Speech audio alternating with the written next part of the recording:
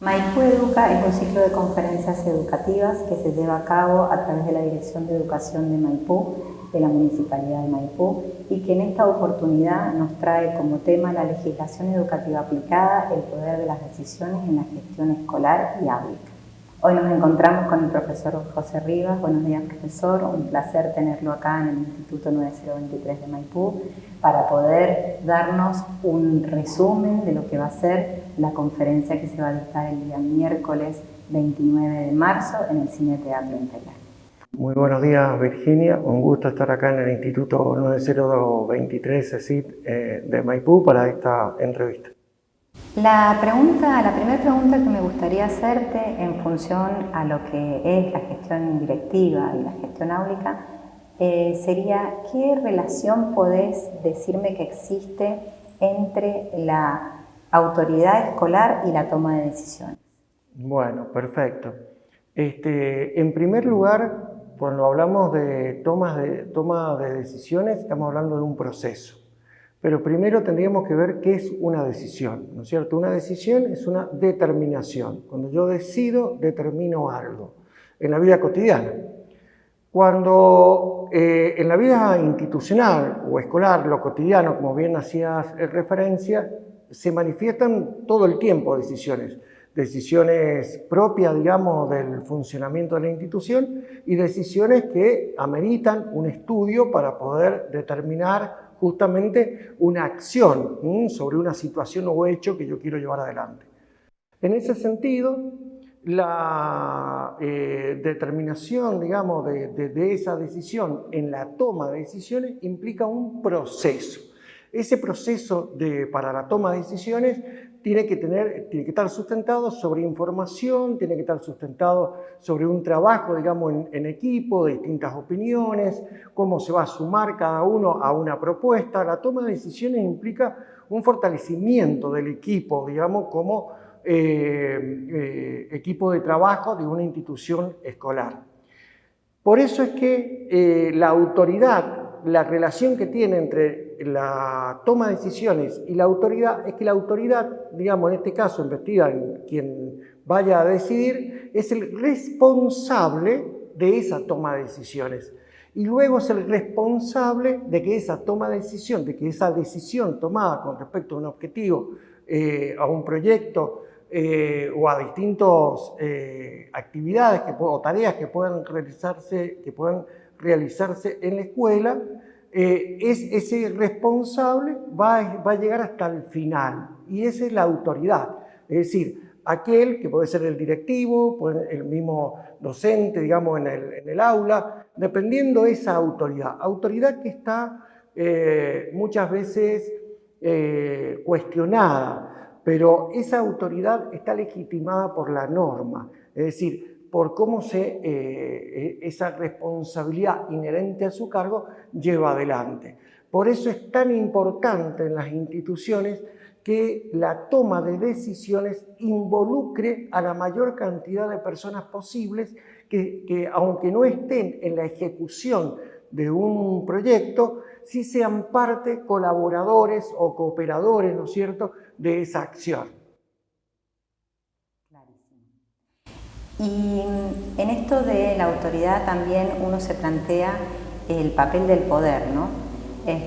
Muchos autores como Harf, Camiglione, hablan sobre el poder. ¿Vos qué opinás? ¿El poder se ejerce?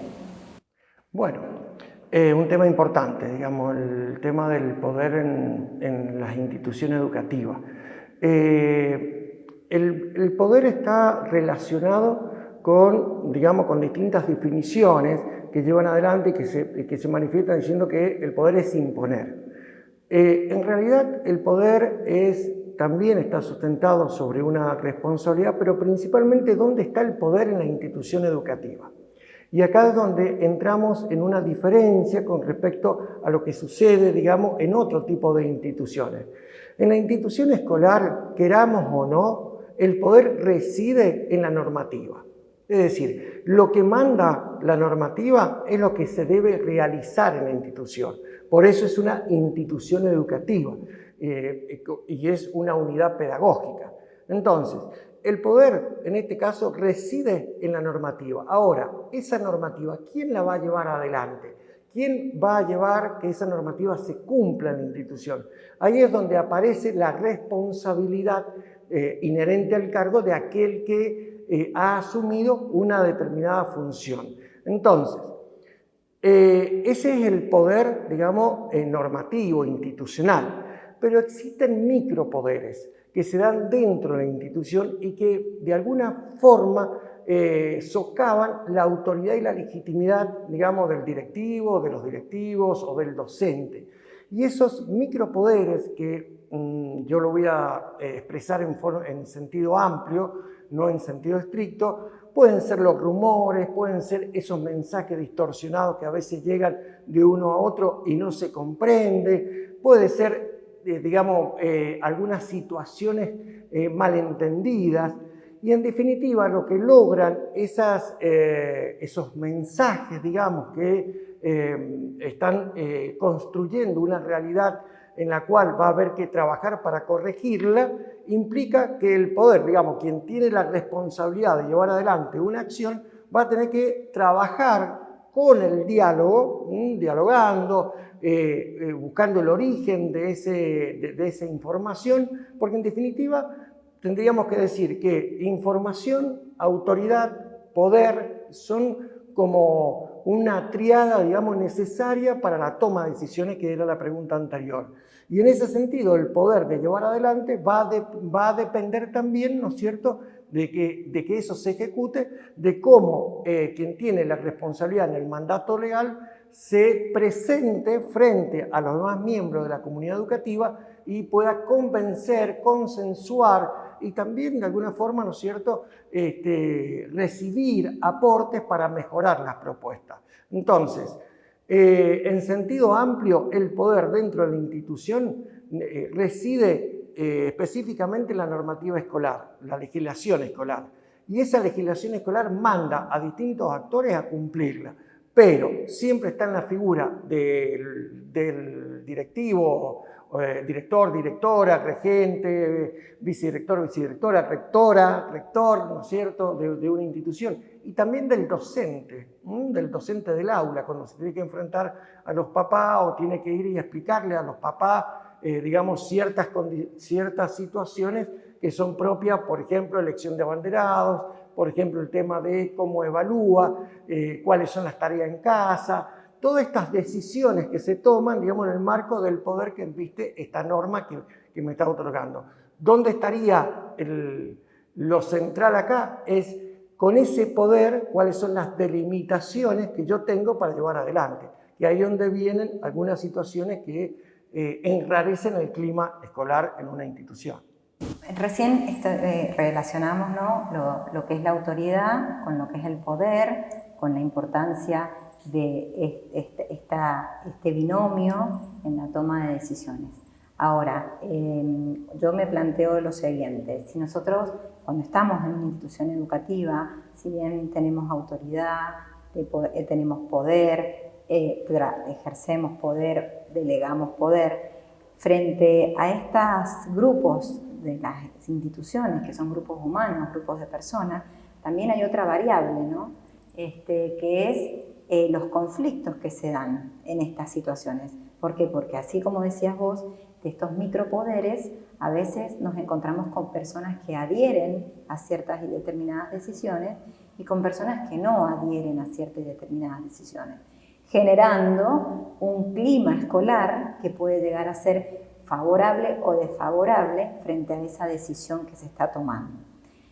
¿Qué crees vos que sería, o cuáles serían las estrategias que un directivo, una directora, un rector o quien se encuentre a cargo de la institución en ese momento debería de llevar a cabo para la resolución de los conflictos? Bueno, un tema importantísimo, ¿no? El poder siempre genera resistencia, una normativa también genera resistencia. E indudablemente que esa resistencia, digamos, se enmarca en opiniones, en formulaciones, ¿no es cierto?, de oposiciones frente a lo que se manda. Por eso es importante conocer la normativa en una institución educativa, no solo los directivos, sino también todos los miembros, digamos, escolares que están dentro de la institución. Y en esto la docente debe conocer la normativa en el ejercicio de su profesión, porque justamente eso es ahí están las delimitaciones. Y estas delimitaciones son las que a veces, por desconocimiento, por intencionalidad o por lo que sea, empiezan a transgredirse. Y bueno, cuando se transgrede una normativa o un mandato, digamos, que se dé dentro de la institución, aparecen, ¿no es cierto?, distintos conflictos. Dentro de las instituciones hay dos técnicas muy importantes para trabajar que son necesarias y por ahí que podrían estar dentro del proyecto de acuerdo institucional o el proyecto educativo institucional o los planes de mejora, que es la técnica de la mediación y la técnica de la negociación, que se utiliza en otro tipo de organizaciones y tal vez en la escuela deberíamos incorporarlo para las relaciones interpersonales de docente directivo, entre pares, y esas técnicas tienen, digamos, distintos mecanismos de acuerdos. Siempre tiene que estar a la disposición del acuerdo, si no, no puedo ir a trabajar sobre determinados temas para que salgamos adelante. La institución siempre tiene que llevar adelante un espacio de diálogo. Si no llevamos un espacio de diálogo, indudablemente que el conflicto no solo que se va a mantener, sino que se va a acrecentar. Y lo único que hace es impedir que la institución pueda llevar adelante proyectos, es decir, en beneficio de la comunidad y en beneficio de los propios docentes, ¿no es cierto? Siempre le digo en los equipos que yo trabajo, siempre le he dicho, lo mejor que hay es llegar a una escuela con buen ánimo, con muchas ganas, con mucha expectativa, con mucha motivación, con ganas de hacer cosas, ¿no es cierto? Y llevar adelante. Claro que tenemos nuestros días, hay días que tenemos más voluntad y hay otros días que, bueno, que no nos ha ido tan bien. La técnica de la mediación es una técnica bastante simple, pero que necesita mucho acuerdo. Ahí necesitamos un tercero, o sea que la institución, por ahí vos tenés líderes, ¿no es cierto?, que no quieren asumir la función de autoridad, pero que son personas muy reconocidas dentro de la institución, muy queridas dentro de la institución, y su opinión, digamos, puede ser un alivio para las dificultades que existan dentro, digamos, de un conflicto de las relaciones interpersonales entre pares o con la jerarquía directiva. Por eso podría, digamos, ser el mediador entre partes y finalmente se llega, ¿no es cierto?, a un acuerdo. Y la negociación ya es distinta. La negociación son dos posiciones que tienen intereses distintos y que en el diálogo también tienen que llegar a un acuerdo. La institución tiene que entender que dentro de todos sus miembros tiene una vida institucional que empieza en el turno, ¿no es cierto?, el turno de cada escuela, pero fuera de ese turno, que la comunidad a veces no lo ve, hay otra vida institucional que es la de hacer eventos, la de llevar adelante la gestión administrativa, hay la de hacer las planificaciones, la de hacer las tareas. Hay una vida institucional por fuera del turnos. Entonces, siempre pueden generar o haber ciertas diferencias. Por eso es importante que la institución tenga, digamos, dentro de su resolución de conflictos, técnicas, en este caso la mediación y de la negociación, para resolver su propio conflicto. Bien, y yo en esto que nos acabas de comentar, que son técnicas que seguramente parecen o suenan muy simples, pero al momento de aplicarlas son bastante complejas, porque hay intereses de partes. Y vos comentabas que los conflictos se producen por una de las causas, es el desconocimiento de la norma, ¿no? Y yo te pregunto, como director o como un docente Nobel que entro a una institución educativa y que no sé de normas, ¿cuál considerás vos que son las normas que todo docente que inicia, que ingresa a una institución educativa debe conocer para llevar a cabo un buen ejercicio de su rol docente? Muy buena pregunta. En principio, la Constitución Nacional, el artículo 14, manda, ¿no es cierto?, a las leyes que reglamentan el ejercicio de la profesión, es decir, de enseñar y aprender, e inmediatamente entonces la ley 26.206. Si estoy en educación superior, la ley de educación superior, siempre la ley 26.206 para, digamos, sería como la principal. Luego, si estoy en educación técnica, la ley técnico-profesional, nacional estamos hablando, y la ley de educación superior si estoy en educación superior. En la provincia, sí o sí, el estatuto del docente. O sea, el estatuto del docente lo tengo que conocer, tengo que saber cuáles son mis derechos y obligaciones. Y si sé el estatuto del docente, al mismo tiempo tengo que saber su decreto reglamentario 313. Lo tengo que leer. La ley 6929, que es de incompatibilidad, la ley 6970, que es la ley provincial, no vamos a hablar ahora, pero es la ley de indigencia, la ley 5811, no solo hasta el artículo 50, sino también leerla completa, digamos, principalmente las resoluciones como el calendario escolar, entre otras normativas que son básicas, que la tiene que conocer todo docente que ingrese a un aula. Bueno, José, temas interesantísimos que seguramente podremos conocer más en la charla que tendremos próximamente el día miércoles 29 de marzo en el Cine Teatro Imperial. Te agradezco enormemente que nos hayas acompañado y que tengas esta predisposición, conocimiento y experticia que podamos nosotros absorber los que estamos iniciándonos en esta tarea. Bueno, muchísimas gracias, ha sido un gusto la entrevista y responder a las inquietudes que son parte de la conferencia que vamos a desarrollar cada uno de estas preguntas bastante complicadas que me has hecho.